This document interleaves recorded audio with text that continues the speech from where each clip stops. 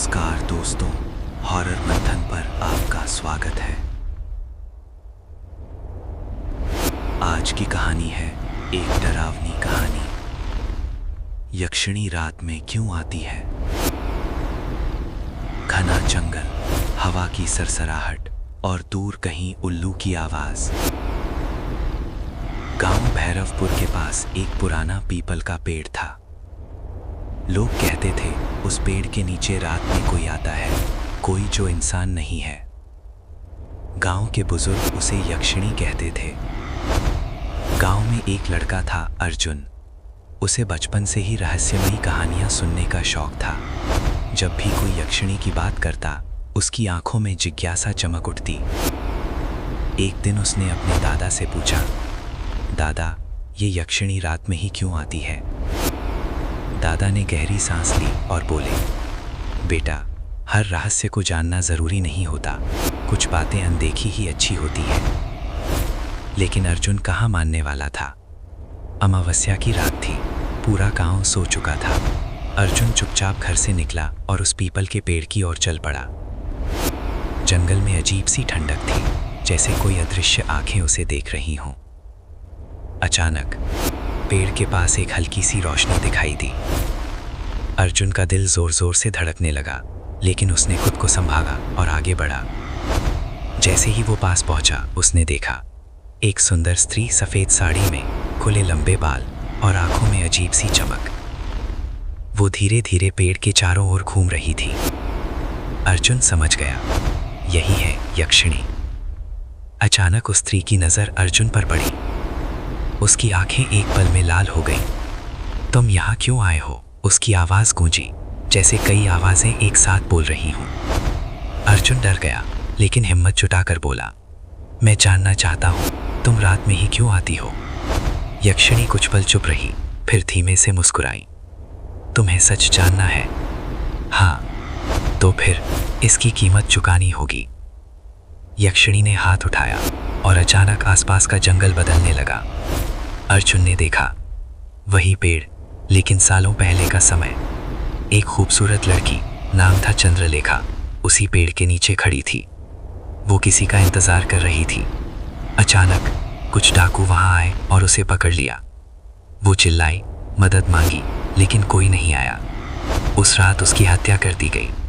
मरते समय उसने एक श्राप दिया, जिस किसी ने मेरी मदद नहीं की, मैं उन्हें चैन से नहीं जीने दूंगी। यक्षिणी ने कहा, मैं वही चंद्रलेखा हूं। मेरा शरीर मर गया, लेकिन मेरी आत्मा यहीं बंध गई। दिन में मैं कमजोर होती हूं, लेकिन रात में मेरा बदला जागता है। अर्जुन कांपने लगा। लेकिन तुम सिर्फ बदला ही क्यों चाहती हो? उसने पूछा। यक्षिणी की आंखों में आंसू आ गए, क्योंकि किसी ने मुझे बचाने की कोशिश नहीं की। अर्जुन ने ध्यान से देखा। यक्षिणी उतनी डरावनी नहीं लग रही थी जितनी दुखी। क्या तुम मुक्त होना चाहती हो? अर्जुन ने पूछा। यक्षिणी ने पहली बार इंसान की तरह उसकी ओर देखा। हाँ, लेकिन मुझे कोई ऐसा चाहिए जो मेरे लिए प्रार्थना करे और मेरे अधूरे काम को पूरा करे। क्या काम? मेरा अंतिम संस्कार कभी ठीक से नहीं हुआ। तभी अचानक हवा तेज हो गई। यक्षिणी की आवाज बदल गई, लेकिन सावधान रहना अर्जुन, अगर तुम असफल हुए तो तुम भी यहीं फंस जाओगे। अर्जुन के पास अब दो रास्ते थे, या तो भाग जाए या इस आत्मा को मुक्ति दिलाए। उसने फैसला किया, वो मदद करेगा। अर्जुन गांव लौटा और दादा को सब बताया। दादा पहले तो चौंके, फिर बोले, तुमने बहुत बड़ा जोखिम उठाया है, लेकिन अगर तुम सच में उसकी मदद करना चाहते हो तो हमें उसकी हड्डियां ढूंढनी होंगी। अर्जुन और दादा जंगल में गए और पुराने पेड़ के पास खुदाई शुरू की। कुछ घंटों बाद उन्हें एक कंकाल मिला। दादा ने मंत्र पढ़े और हड्डियों को इकट्ठा किया। शाम होते ही उन्होंने नदी किनारे चिता बनाई। अर्जुन ने कांपते हाथों से अग्नि जलाई। जैसे ही आग भड़की, हवा में एक अजीब सी शांति फैल गई। रात को फिर वही यक्षिणी आई, लेकिन इस बार वो अलग थी। उसकी आंखों में शांति थी। तुमने मेरा काम पूरा कर दिया, उसने कहा। अर्जुन मुस्कुराया। अब तुम आजाद हो। यक्षिणी धीरे धीरे रोशनी में बदलने लगी। अब मैं कभी रात में नहीं आऊंगी, लेकिन याद रखना, हर आत्मा बुरी नहीं होती, कुछ सिर्फ अधूरी होती हैं।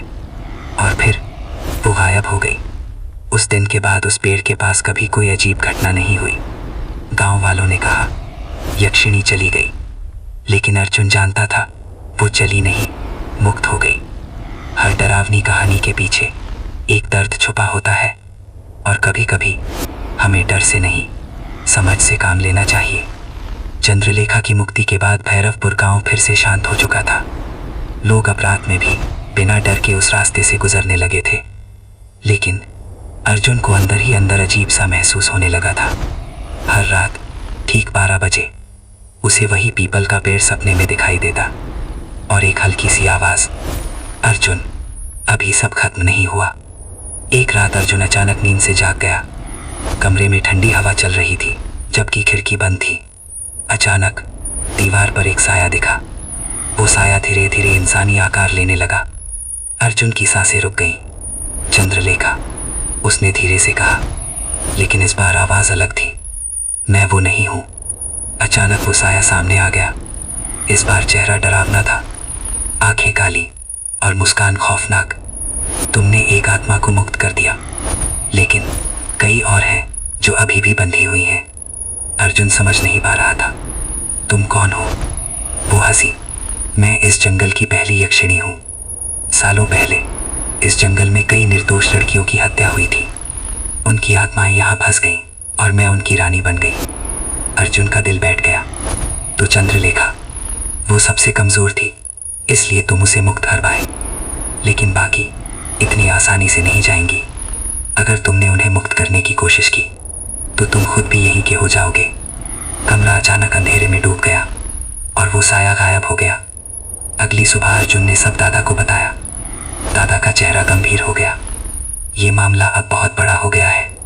ये सिर्फ एक आत्मा की कहानी नहीं है, ये पूरे जंगल का श्राप है। दादा अर्जुन को एक पुरानी किताब दिखाते हैं। उसमें लिखा था, जब कई आत्माएं एक जगह बन जाती हैं तो एक शक्तिशाली यक्षिणी जन्म लेती है जो सभी आत्माओं को अपने नियंत्रण में रखती है। अर्जुन ने कहा, तो हमें उन सभी आत्माओं को मुक्त करना होगा। दादा बोले, नहीं, पहले हमें उस रानी यक्षिणी को हराना होगा। वो टूटेगी तभी बाकी आत्माएं आजाद होंगी। अमावस्या की रात अर्जुन और दादा फिर उसी पीपल के पास पहुंचे। हवा तेज थी, पेड़ की पत्तियां जोर जोर से हिल रही थी। अचानक चारों तरफ कई परछाइयां दिखने लगी और फिर वो रानी यक्षिणी प्रकट हुई। तुम फिर आ गए, उसने गुस्से में कहा। अर्जुन ने हिम्मत करके कहा, मैं तुम्हें खत्म करने नहीं, तुम्हें मुक्त करने आया हूं। वो जोर से हंसी। मुक्ति? मैं तो खुद इस श्राप की मालिक हूं। अचानक उसने हमला किया। हवा में तेज ऊर्जा फैल गई। दादा ने मंत्र पढ़ना शुरू किया। अर्जुन ने आंखें बंद करके चंद्रलेखा को याद किया। अगर तुम सच में मुक्त हो गई हो तो हमारी मदद करो। अचानक एक हल्की सी रोशनी आसमान से उतरी। वो चंद्रलेखा की आत्मा थी। उसने बाकी आत्माओं को पुकारा, हम बदला लेने के लिए नहीं, शांति के लिए बने हैं। धीरे धीरे बाकी परछाइयां शांत होने लगी। रानी यक्षिणी कमजोर पड़ने लगी। उसकी आंखों से आंसू बहने लगी। मैं बस दर्द में थी, मैंने सबको अपने जैसा बना दिया। अर्जुन आगे बढ़ा, अब छोड़ दो ये सब। अचानक तेज रोशनी फैली। सभी आत्माएं एक एक करके गायब होने लगी। रानी यक्षिणी भी धीरे धीरे शांति में बदल गई। उस दिन के बाद जंगल पूरी तरह शांत हो गया। अर्जुन ने एक बार फिर पीछे मुड़कर देखा। वो पीपल का पेड़ अब डरावना नहीं, बल्कि शांत और पवित्र लग रहा था। कुछ आत्माएं डरावनी नहीं होती, बस उनका दर्द बहुत गहरा होता है। और कभी कभी एक इंसान की हिम्मत कई आत्माओं को शांति दे सकती है। जंगल शांत हो चुका था, आत्माएं मुक्त हो चुकी थीं और गांव में फिर से सामान्य जीवन लौट आया था। अर्जुन ने भी सोचा, अब सब खत्म हो गया। लेकिन कहानियां इतनी आसानी से खत्म नहीं होती। एक रात अर्जुन को फिर वही सपना आया, वही पीपल का पेड़, लेकिन इस बार पेड़ चल रहा था और एक आवाज, तुमने उन्हें मुक्त किया लेकिन मुझे नहीं। अर्जुन अचानक झांक गया। उसका दिल तेज धड़क रहा था। अब कौन बाकी है? अर्जुन तुरंत दादा के पास गया। दादा ने गहरी सोच में डूबकर कहा, हर श्राप के पीछे एक वजह होती है और उस वजह को खत्म किए बिना श्राप पूरी तरह खत्म नहीं होता। अर्जुन बोला, मतलब अभी कोई और है? दादा ने धीरे से कहा, हाँ, वो जिसने ये सब शुरू किया। दादा ने एक नाम लिया, काल साधक। सालों पहले एक तांत्रिक था जिसने शक्ति पाने के लिए इन निर्दोष लड़कियों की बलि दी। वही इस पूरे श्राप का असली कारण है। अर्जुन के रोंगटे खड़े हो गए। तो क्या वो अभी भी जिंदा है? दादा बोले, शरीर से नहीं, लेकिन उसकी आत्मा अभी भी इसी जंगल में बंधी है। अर्जुन ने ठान लिया, इस बार मैं इस कहानी को पूरी तरह खत्म करूंगा। दादा ने उसे एक पवित्र ताबीज दिया। ये तुम्हें उसकी शक्ति से बचाएगा, लेकिन याद रखना, उसका सामना करना आसान नहीं होगा। फिर एक अमावस्या की रात अर्जुन अकेला उस पीपल के पास पहुंचा। जंगल पहले से ज्यादा खामोश था, जैसे खुद अंधेरा उसका इंतजार कर रहा हो। अचानक जमीन कांपने लगी और पेड़ के नीचे से काला धुआं उठने लगा। धुएं से एक आकृति बनी, काली आंखें, लंबे बाल और चेहरे पर भयानक मुस्कान। तो तुम हो जिसने मेरी बनाई दुनिया को तोड़ दिया। अर्जुन ने हिम्मत से कहा, मैं उसे खत्म करने आया हूं। काल साधक वो जोर से हंसी, मुक्ति, मैं तो खुद इस श्राप की मालिक हूं। अचानक उसने हमला किया। हवा में तेज ऊर्जा फैल गई। दादा ने मंत्र पढ़ना शुरू किया। अर्जुन ने आंखें बंद करके चंद्रलेखा को याद किया। अगर तुम सच में मुक्त हो गई हो तो हमारी मदद करो। अचानक एक हल्की सी रोशनी आसमान से उतरी। वो चंद्रलेखा की आत्मा थी। उसने बाकी आत्माओं को पुकारा, हम बदला लेने के लिए नहीं, शांति के लिए बने हैं। धीरे धीरे बाकी परछाइयां शांत होने लगी। रानी यक्षिणी कमजोर पड़ने लगी। उसकी आंखों से आंसू बहने लगे। मैं बस दर्द में थी। मैंने सबको अपने जैसा बना दिया। अर्जुन आगे बढ़ा, अब छोड़ दो ये सब। अचानक तेज रोशनी फैली। सभी आत्माएं एक एक करके गायब होने लगीं। रानी यक्षिणी भी धीरे धीरे शांति में बदल गई। उस दिन के बाद जंगल पूरी तरह शांत हो गया। अर्जुन ने एक बार फिर पीछे मुड़कर देखा। वो पीपल का पेड़ अब डरावना नहीं, बल्कि शांत और पवित्र लग रहा था। कुछ आत्माएं डरावनी नहीं होती, बस उनका दर्द बहुत गहरा होता है। और कभी कभी एक इंसान की हिम्मत कई आत्माओं को शांति दे सकती है। जंगल शांत हो चुका था, आत्माएं मुक्त हो चुकी थीं और गांव में फिर से सामान्य जीवन लौट आया था। अर्जुन ने भी सोचा, अब सब खत्म हो गया, लेकिन कहानियां इतनी आसानी से खत्म नहीं होती। एक रात अर्जुन को फिर वही सपना आया, वही पीपल का पेड़, लेकिन इस बार पेड़ जल रहा था और एक आवाज, तुमने उन्हें मुक्त किया लेकिन मुझे नहीं। अर्जुन अचानक जाग गया। उसका दिल तेज धड़क रहा था। अब कौन बाकी है? अर्जुन तुरंत दादा के पास गया। दादा ने गहरी सोच में डूबकर कहा, हर श्राप के पीछे एक वजह होती है और उस वजह को खत्म किए बिना श्राप पूरी तरह खत्म नहीं होता। अर्जुन बोला, मतलब अभी कोई और है? दादा ने धीरे से कहा, हाँ, वो जिसने ये सब शुरू किया। दादा ने एक नाम लिया, काल साधक। सालों पहले एक तांत्रिक था जिसने शक्ति पाने के लिए इन निर्दोष लड़कियों की बलि दी। वही इस पूरी श्राप का असली कारण है। अर्जुन के रोंगटे खड़े हो गए। तो क्या वो अभी भी जिंदा है? दादा बोले, शरीर से नहीं, लेकिन उसकी आत्मा अभी भी इसी जंगल में बंदी है। अर्जुन ने ठान लिया, इस बार मैं इस कहानी को पूरी तरह खत्म करूंगा। दादा ने उसे एक पवित्र ताबीज दिया। ये तुम्हें उसकी शक्ति से बचाएगा, लेकिन याद रखना, उसका सामना करना आसान नहीं होगा। फिर एक अमावस्या की रात अर्जुन अकेला उस पीपल के पेड़ के पास पहुंचा। जंगल पहले से ज्यादा खामोश था, जैसे खुद अंधेरा उसका इंतजार कर रहा हो। अचानक जमीन कांपने लगी और पेड़ के नीचे से काला धुआं उठने लगा। धुएं से एक आकृति बनी, काली आंखें, लंबे बाल और चेहरे पर भयानक मुस्कान।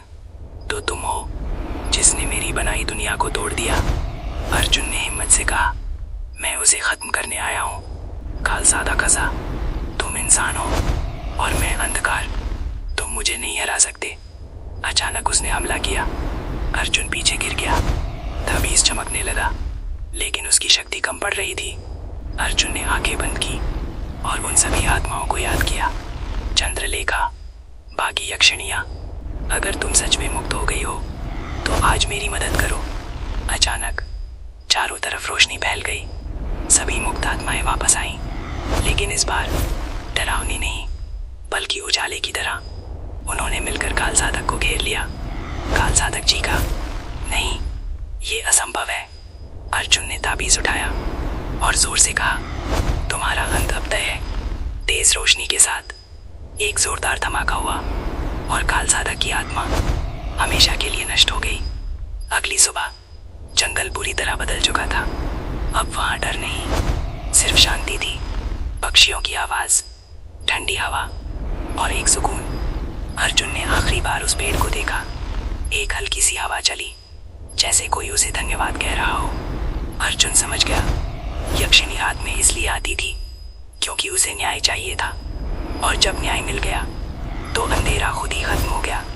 डर हमेशा बुरा नहीं होता, कभी कभी वो हमें सच्चाई तक पहुंचाता है, और जब हम उस सच्चाई का सामना करते हैं तो सबसे बड़ा अंधेरा भी खत्म हो जाता है। दोस्तों, आज की कहानी यहीं खत्म होती है। हम आपके लिए सच्ची हॉरर कहानी लाते रहेंगे। आपसे एक रिक्वेस्ट है, आप हमारे चैनल को सब्सक्राइब जरूर करें।